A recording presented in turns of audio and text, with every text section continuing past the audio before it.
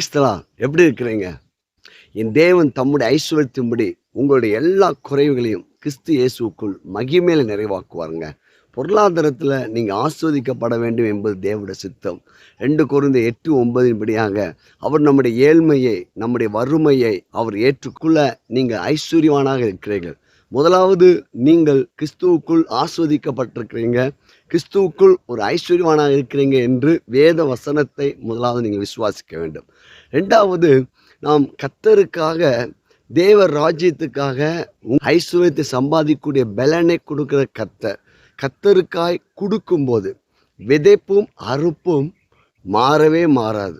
நோவாவுக்கிட்ட ஆண்டவர் சொன்னார், விதைப்பும் அறுப்பும் மாறாது, கொடுங்கள் அப்பொழுது கொடுக்கப்படும்.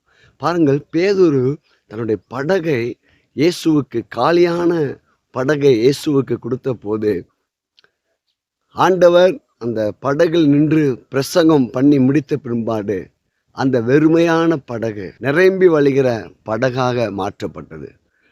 கர்த்தருக்காக நீங்கள் கொடுப்பதிலே மகிழ்ச்சி அடைய வேண்டும். இத்தனமாயும் அல்ல, கட்டாயமாயும் அல்ல, தன் மனதின் நியமித்தபடியே உங்க கரத்திலே வருகிற ஐஸ்வர்யத்துக்கு, பணத்துக்கு உம்மால தான் நான் வேலை செய்கிறேன், நீங்க கொடுத்த நாணம். அதெல்லாம் தாவீது சொல்கிறார், உம்மிடத்திலிருந்து வாங்கி உமக்கு கொடுக்கிறோம்.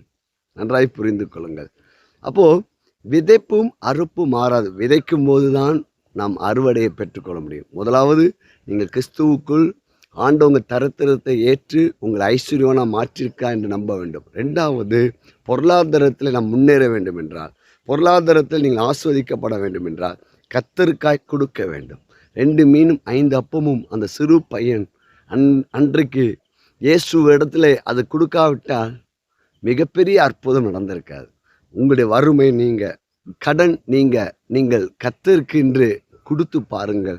அப்பொழுது வானத்தின் பலகனை திறந்து இடங்கொள்ளாத போக மட்டும் கர்த்தர் உங்கள் மேல் ஆசீர்வாதத்தை வர்ஷிக்க பண்ணுவார்.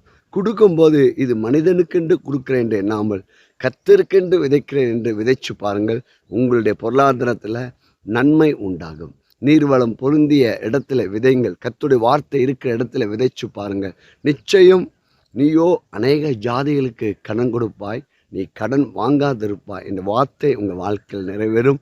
பொருளாதாரம் ஆஸ்வதிக்கப்படும், உங்கள் கடன்கள் அடைக்கப்படும். நீங்கள் கர்த்தருக்காக ஆசீர்வாதமாக இருப்பீர்கள். God bless you.